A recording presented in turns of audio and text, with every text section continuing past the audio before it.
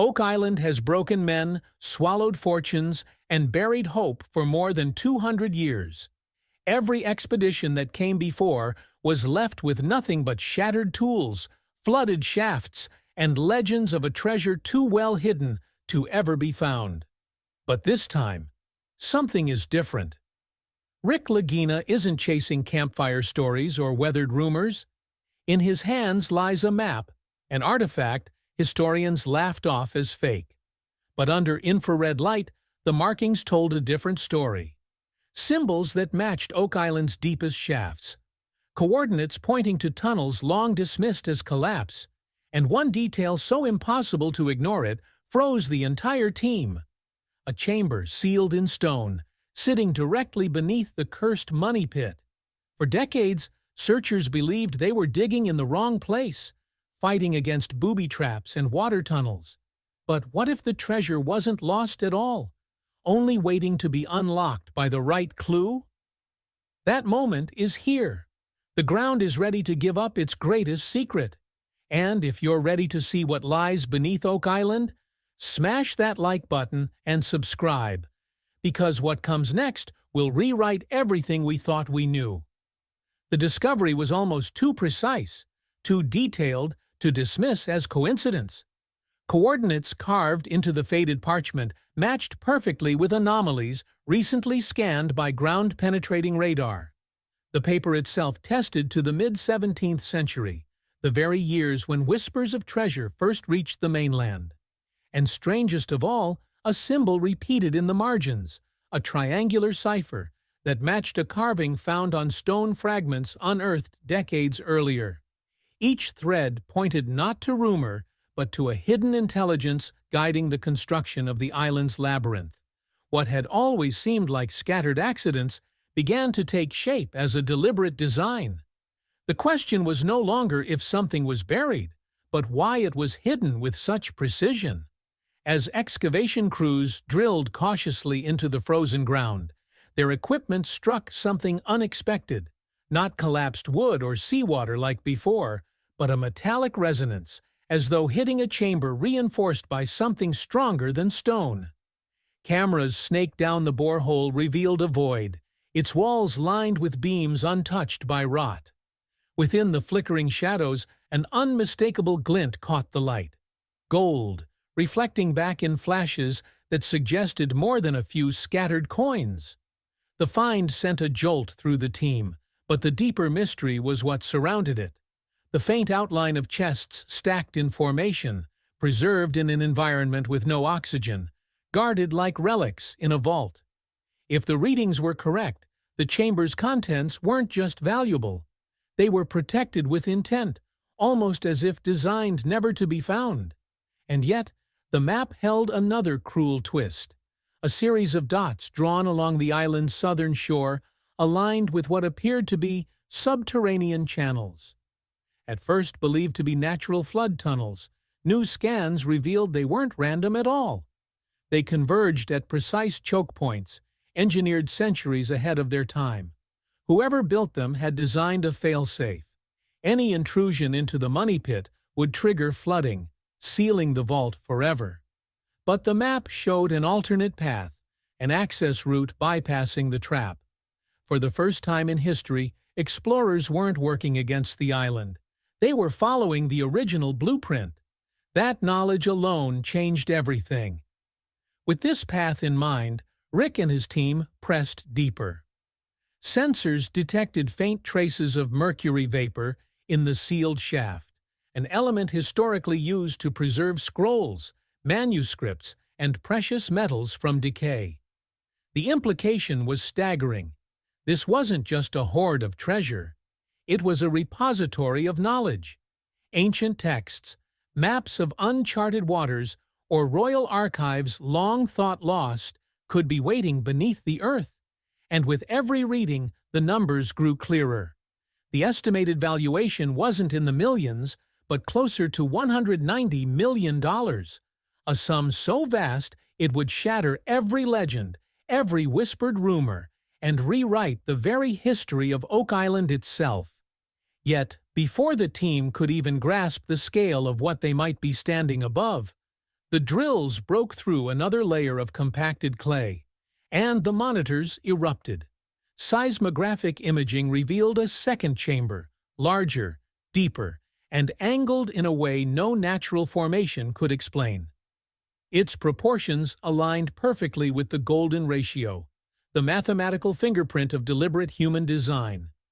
Within its bounds, scanners detected dozens of reflective surfaces, irregular yet unmistakably worked. One technician swore he saw a crown-like silhouette, jagged with embedded jewels. Another identified elongated blades, forged of alloys no 18th-century craftsman could have touched. This was no accidental deposit. It was a vault built with intention, precision, and secrets meant to endure the ages. Just meters above the chamber, workers uncovered a fragment lodged in the soil, an iron plate etched with markings eroded by centuries of salt. Under magnification, the etchings weren't random scratches, but letters in a script resembling early Latin mixed with Templar shorthand.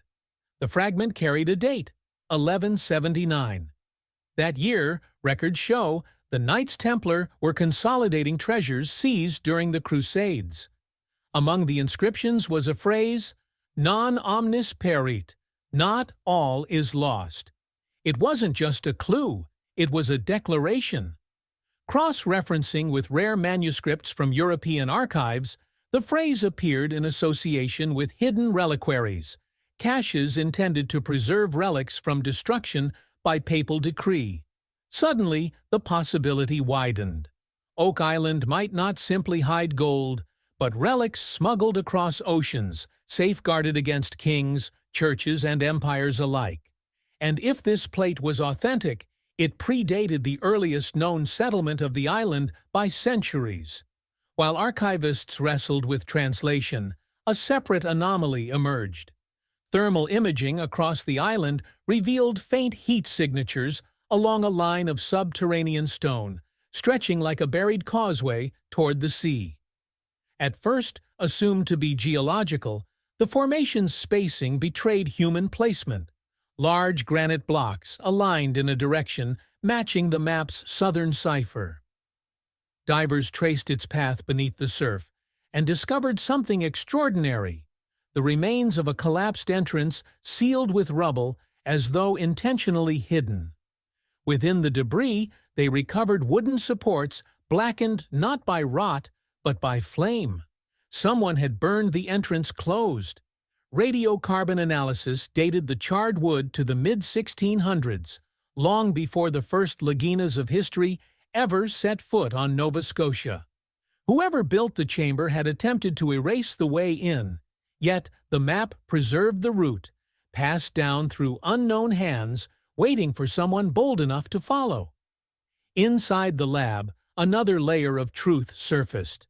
Soil samples from the borehole contained trace elements of lapis lazuli, a gemstone quarried exclusively in Afghanistan during medieval times and prized by monarchs and church elites.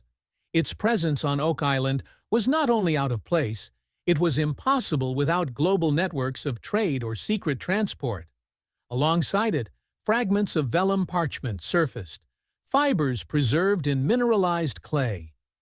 Early chemical analysis revealed iron gall ink, the exact formula used in illuminated manuscripts from Europe's monastic orders. Yet no monastery existed within thousands of miles. The implication was staggering. Not only had objects been buried here, but sacred texts themselves. Manuscripts lost to history, perhaps even forbidden gospels, maps of ancient coasts, or documents erased from official record. The treasure was no longer just material. It was intellectual, spiritual, and potentially world-shaking. As word of these findings spread quietly among insiders, the value estimate climbed beyond $190 million. Gold alone could account for a fortune, but if manuscripts or relics tied to the Templars, the Crusades, or early Christendom lay inside, no monetary figure could capture its weight. The vault wasn't simply a jackpot, it was a time capsule sealed with purpose. And with every new scan, With every artifact pulled from the earth, Oak Island's myth tilted closer to becoming an undeniable explosive truth. But just as the legend seemed ready to be confirmed, the island answered back. A hollow resonance rose from the borehole, ringing like a bell from somewhere deep below. Instruments confirmed it wasn't machinery, but the voice of a vast cavity dwarfing the earlier chambers. Scans revealed corridors aligned at impossible angles, one curling into darkness, its walls denser than granite.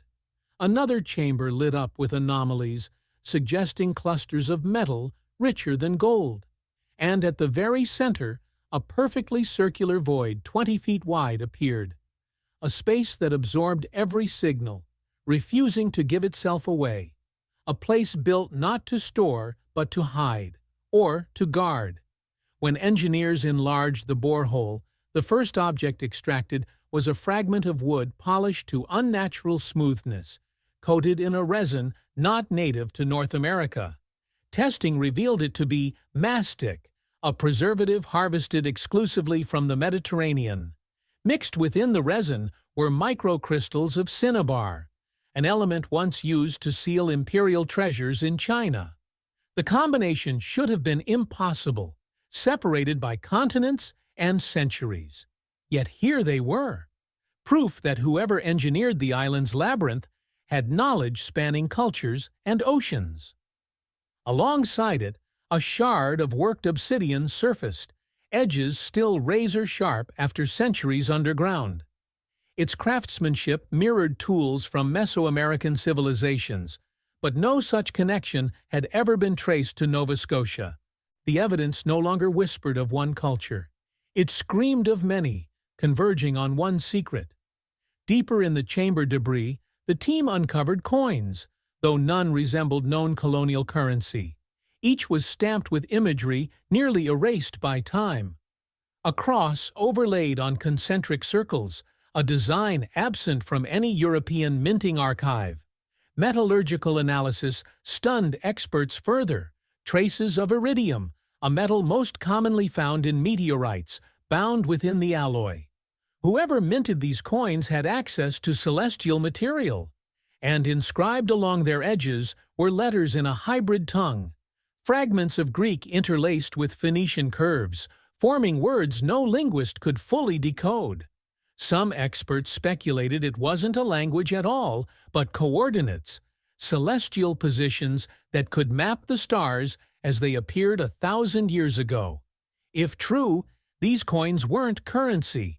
They were encrypted messages forged in metal, locked away with the treasure. As excavations pressed further, sonar detected something extraordinary beneath the circular void. A secondary floor constructed from massive oak beams, perfectly preserved in pressurized clay. On the beams, traces of scorch marks indicated deliberate fire setting, but above them lay a layer of fine sand, imported from beaches hundreds of miles away. The arrangement made no sense unless it was intentional. Fire to destroy, sand to preserve.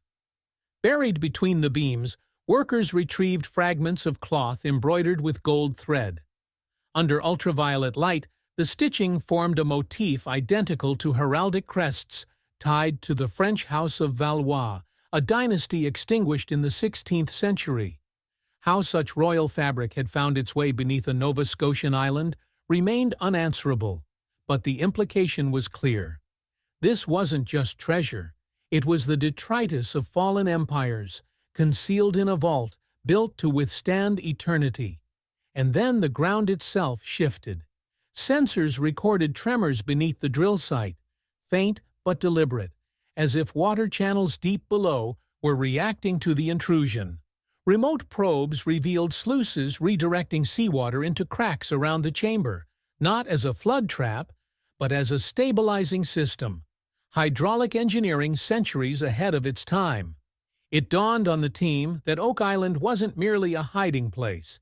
It was a machine, an interlocking structure designed with precision no colonist could have mastered, protecting something whose survival had been prioritized above generations of human lives.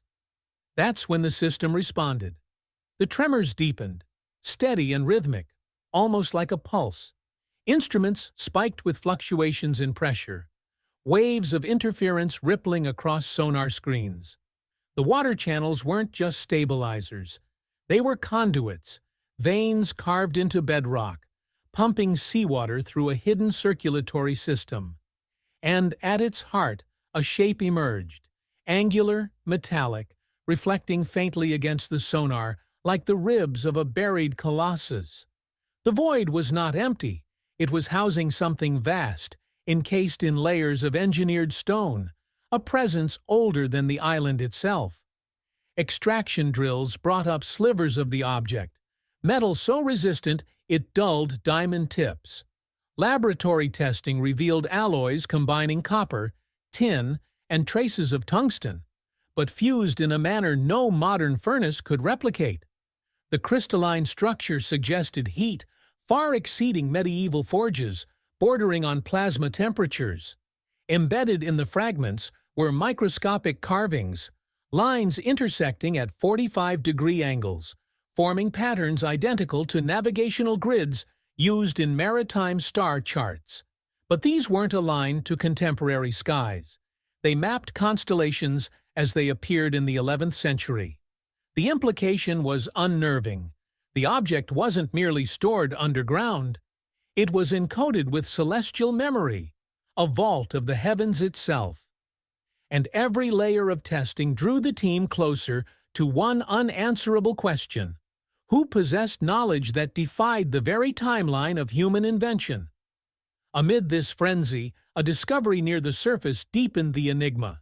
Excavators uncovered a sealed chest lodged in collapsed timbers, long overlooked as debris. When opened, it contained not gold or jewels, but bundles of parchment wrapped in waxed cloth. The ink had faded, yet under infrared light, symbols reappeared. A cross within concentric circles, the same emblem found on the mysterious coins. But alongside it ran a text unlike anything scholars recognized, a hybrid of Latin, Hebrew, and Greek, forming incantations more than sentences. Buried among them was a chilling phrase, translated roughly as, "The guardians wait in silence until the circle breaks." No record of such a phrase exists in European archives. Its meaning was unclear, but its placement inside a sealed chest buried apart from the treasure suggested urgency. It wasn't a boast. It was a warning. The warning echoed eerily when workers noticed a new anomaly in the chamber's pressure readings. As the drills pushed deeper, seawater redirected not away, but inward, filling cracks with a slow, deliberate rhythm. It wasn't collapse, it was release. The hydraulic system wasn't designed only to preserve the chamber, it was designed to open it under precise conditions. Sensors recorded caverns expanding, pressure equalizing, gates giving way one by one. The island wasn't yielding treasure reluctantly. It was unlocking itself, as if in response to the map being followed. And as the passages widened, a faint hum bled through the rock, a vibration too low for the human ear, yet strong enough to rattle instruments like the resonance of a massive, unseen bell. The chamber wasn't just a vault. It was an engineered event, waiting to be triggered. What emerged next confirmed that possibility. Divers descending into the flooded lower shaft retrieved a slab of polished basalt, unlike any found on the island. Carved into its surface was a relief showing ships at sea beneath a blazing star. Below them, human figures carried objects into a cavern shaped exactly like Oak Island's contours. At the bottom of the relief, a single line of text in Old French declared, "The fire of heaven rests here." For centuries, legends had spoken of Templar fleets vanishing from European ports, carrying treasure too vast to count. Yet this carving suggested they hadn't carried treasure at all. They had carried something else, something described not as gold, but as fire. And if the chamber truly housed what the carving depicted, the value wasn't monetary, it was existential. As crews prepared to widen access to the chamber, a final and chilling twist came to light. Radiation sensors, previously silent, began spiking near the borehole's edge. Not at lethal levels, but high enough to suggest something below was releasing energy. Core samples revealed trace elements of uranium embedded within crystalline lattices, an arrangement no natural process could form.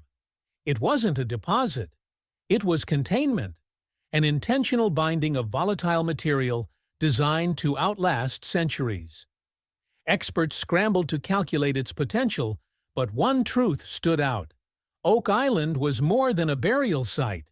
It was a containment system for something too dangerous to remain in open hands. The treasure was not meant to enrich. It was meant to be hidden, controlled, guarded by fear and legend.